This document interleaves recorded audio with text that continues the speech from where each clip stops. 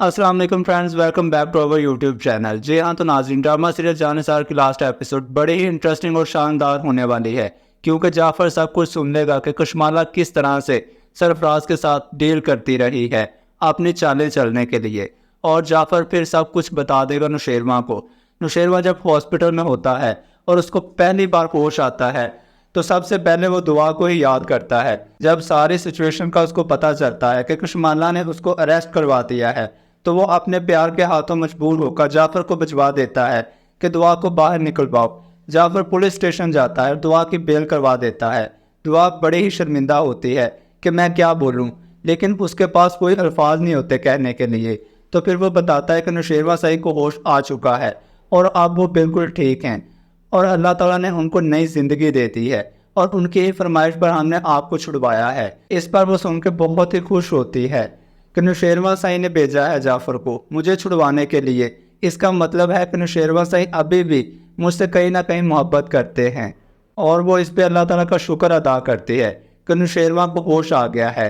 लेकिन बाबा साई भी वहाँ पर मौजूद होते हैं और कहते हैं कि अब तुम्हारा साया भी मुझे मेरे बेटे के पास नज़र ना आए, जिस पर दुआ रोने लग जाती है। और वो ये कहती है कि बाबा साई आप भी मुझ पर शक करते हैं, आप तो जानते हैं ना कि मैं ऐसी लड़की नहीं हूँ और आपने ही मुझे अपनी बेटी बोला था। ये सिर्फ एक साजिश है, मैंने कुछ भी नहीं किया। जिस पर वो कहते हैं कि तुम्हारी बातों पर अब मुझे बिल्कुल भी यकीन नहीं रहा। तुमने ये साबित कर दिया है कि तुम्हारा तल्लुक एक घटिया ख़ानदान से है। दूसरी तरफ नुशेरवा की तबीयत बिल्कुल ठीक हो जाती है।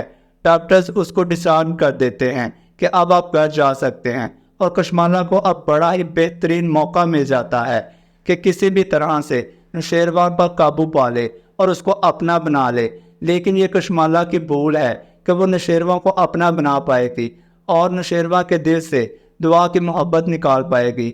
कशमाला ने जितनी साजिशें की हैं अब तो उसकी आखिर हो चुकी है और लगता है कि अब उसके पास कोई साजिश भी नहीं बची होगी करने के लिए, कि जितनी चालें वो चल चुकी है, जितनी साजिशें वो कर चुकी है, कशमाला को अपने किए की सज़ा हर हाल में भुगतनी ही पड़ेगी। नुशेरवा जब अपने घर जा रहा होता है तो उसको दुआ की बहुत ज़्यादा याद आ रही होती है, लेकिन कशमाला भी कोई मौका हाथ से जाने नहीं देती और चोट लगाते हुए कहती है कि मुझे लगता है आपको उस बेवफा लड़की की ही याद आ रही है जिसने आपको जहर दिया है।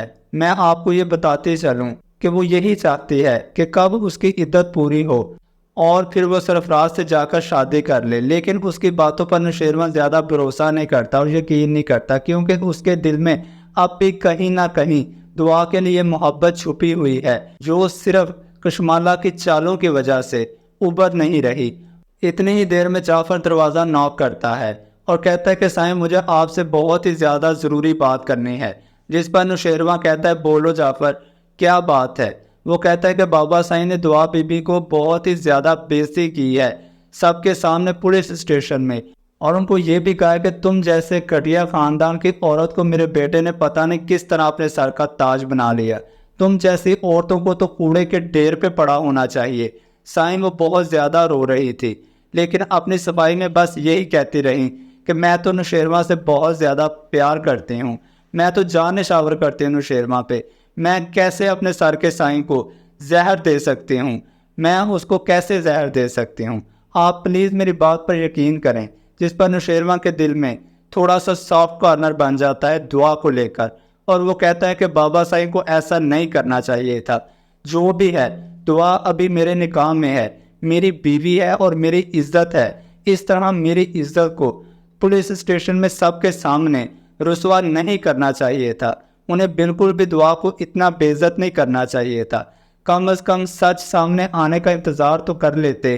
पीछे कशमाला कान लगाकर इन दोनों की बातें सुन रही होती है और फौरन से जब जाफ़र उधर मुंह करता है तो वो भाग जाती है।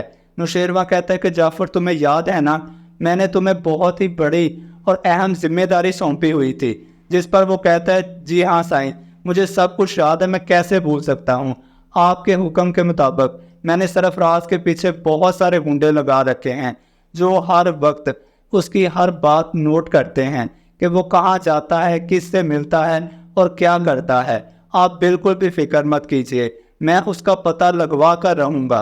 नुशेरवा कहता है कि ये काम جلد از جلد ہو جانا چاہیے، کیونکہ اب مجھے مزید دیر نہیں چاہیے۔ میرا بہت زیادہ نقصان ہو رہا ہے، میں بہت زیادہ مینٹلی ڈپریس رہ رہا ہوں اور میرا کاروبار بھی تباہ ہو چکا ہے، میں اپنے کام کو بھی وقت نہیں دے پا رہا ہوں۔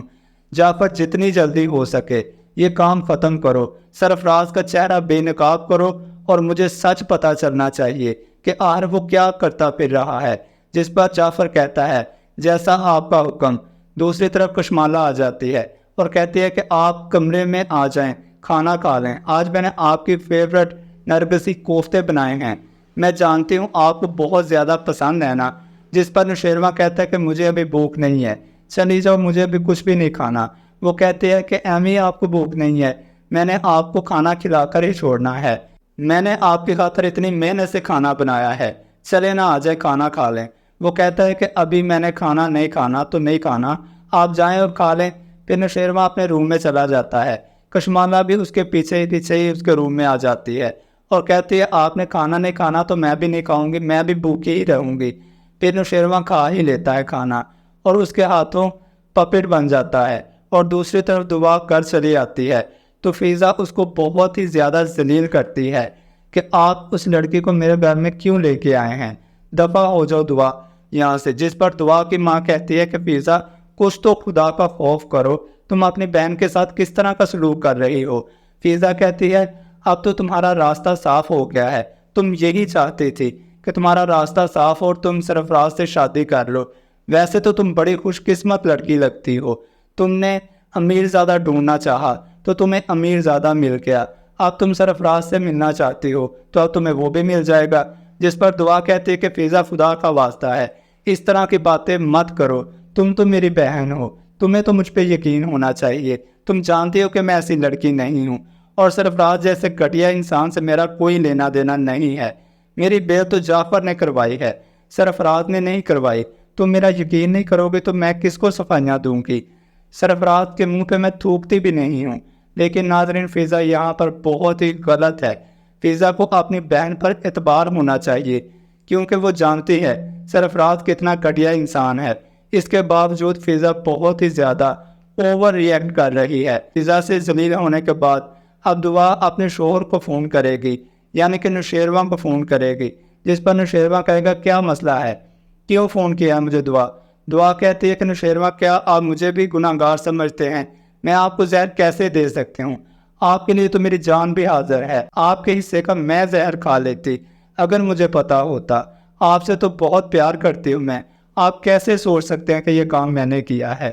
جس پر وہ کہتا ہے کہ دیکھو میں ابھی کوئی فیصلہ نہیں کر سکتا کہ سچ کیا ہے اور جھوٹ کیا ہے، مجھے جب تک پروف اور ایویڈنس نہیں مل جاتے، دعا میرے لیے تم بہت دور چلی جا چکی ہو، جب مجھے جس دن پتہ چلے گا کہ میں غلط ہوں میں اس دن تم سے خود ہاتھ جوڑ کر معافی مانگوں گا، لیکن ابھی مجھے فون مت کرنا۔ یہ بات سن کر نوشیروان فون بند کر دیتا ہے اور دعا بڑا ہی زیادہ روتی ہے کیونکہ نوشیروان کو وہ کسی طرح اپنی سچائی بتانا چاہتی ہے، خود کو بے قصور ثابت کرنا چاہتی ہے، لیکن نوشیروان ہے کہ وہ اس کی کوئی بات سننے کو تیار ہی نہیں ہے۔ اتنے میں ہی اگلے دن پولیس آفیسر نوشیروان کو فون کر دیتے ہیں اور کہتے ہیں سائیں آپ کی خبر سن کر بہت ہی زیادہ افسوس ہوا کہ آپ کو زہر دے دیا تھا، لیکن میں بہت ہی خوش ہوں کہ اب آپ بالکل صحت یاب ہو گئے ہیں، اللہ تعالیٰ نے آپ کو نئی زندگی دے دی ہے۔ میں معذرت چاہتا ہوں آپ کو اس ٹائم فون کرنا پڑا، لیکن بات ہی کچھ ایسی تھی کہ میں چھپا نہیں پایا اور آپ کو فوراً فون کرنا پڑا، دراصل آپ کے بھائی کے قاتلوں کا پتہ چل گیا ہے۔ جس پر نوشیروان کہتا ہے کہ کیا کہہ رہے ہیں آپ، کون ہے وہ جس نے میرے بھائی کو قتل کیا اور کون ہے وہ جس نے اتنی جرأت کی تھی کہ میرے بھائی کو میرے ہوتے ہوئے شوٹ کر دے۔ اس پر پولیس والا کہتا ہے کہ ہم نے اس قاتل کو پکڑ لیا ہے، لیکن بات بہت ہی زیادہ افسوسناک ہے، ہمیں بتاتے ہوئے بھی شرم محسوس ہو رہی ہے کہ اس نے بتا دیا ہے کہ اس کو کچھ سپاری کس نے دی تھی۔ آپ کے بھائی کو مارنے کے لیے نوشیروان بولتا ہے کہ بتائیں مجھے، جلد سے بتائیں، میں فوراً سننا چاہتا ہوں کہ کس نے قتل کروایا میرے بھائی کو، کس نے پیسے دیے تھے۔ تو وہ پولیس والا کہتا ہے بہت افسوس سے کہنا پڑ رہا ہے کہ وہ کام کشمالہ بی بی کا ہے، وہ ڈاکو، وہ چور، وہ کشمالہ بی بی کا نام لے رہے ہیں، ہم انہیں پوری تحقیق کر کے اور سارا ایویڈنس لے کر ہی آپ کے پاس آئے ہیں، کشمالہ بی بی نے ہی آپ کے بھائی کو قتل کروایا تھا۔ یہ بات سن کر نوشیروان کو آگ لگ جائے گی۔ یہ کیا بات ہوئی؟ کشمالہ ایسا کیوں کرے گی؟ ہم اس بارے میں تو نہیں جان سکتے، لیکن مجھے جو لگتا ہے کہ آپ سے شادی کرنے کی خاطر ہی انہوں نے آپ کے بھائی کو مروایا ہوگا، اور آپ کی ساری پراپرٹی وہ اپنے نام کروانا چاہتی ہوں گی، کیونکہ ایسے کام اکثر جائیداد کے لیے ہی کیے جاتے ہیں یا پھر کسی سے محبت میں۔ یہ بات سن کے نوشیروان فون بند کر دیتا ہے اور پورے گھر میں کوہرام مچ جاتا ہے۔ وہ سب کو اکٹھا کر لیتا ہے، اماں سائیں، ابا سائیں، کشمالہ کو، جعفر کو بھی، اور کہتا ہے کہ آپ پوری زندگی جس سانپ کو دودھ پلاتے رہے ہیں، کیا آپ جانتے ہیں کہ وہ کون ہے؟ جس پر اماں سائیں اور ابا سائیں کہتے ہیں کیا بات کر رہے ہو بیٹا؟ تو وہ یہ کہتا ہے کہ آپ کے بیٹے کی قاتلہ اور کوئی نہیں، یہ کشمالہ ہے۔ اس نے ہی میرے بھائی کو قتل کروایا تھا۔ اس نے ساری جائیداد کی خاطر اور مجھ سے شادی کرنے کی خاطر بھائی کو گولی مروا دی تھی، جس پر کشمالہ کہتے کہ ایسا نہیں ہے۔ ابا سائیں بھی کہتے کہ نوشیروان یہ تم کیا کہہ رہے ہو؟ تم ہوش میں تو ہو؟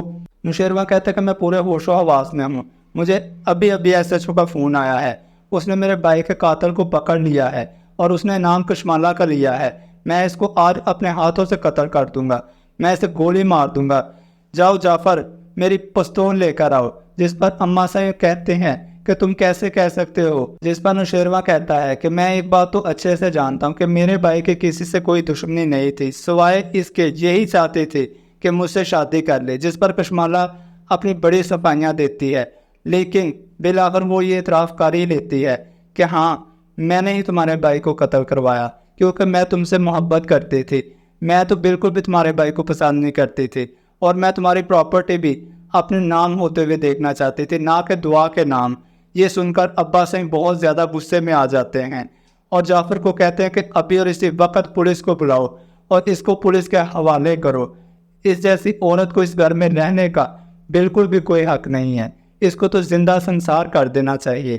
جی ہاں، تو ناظرین، آئی ہوپ سو کہ آپ کو ہماری ویڈیو اچھی لگی ہوگی۔ ملتے ہیں نیکسٹ ویڈیو میں، تب تک کے لیے اللہ حافظ۔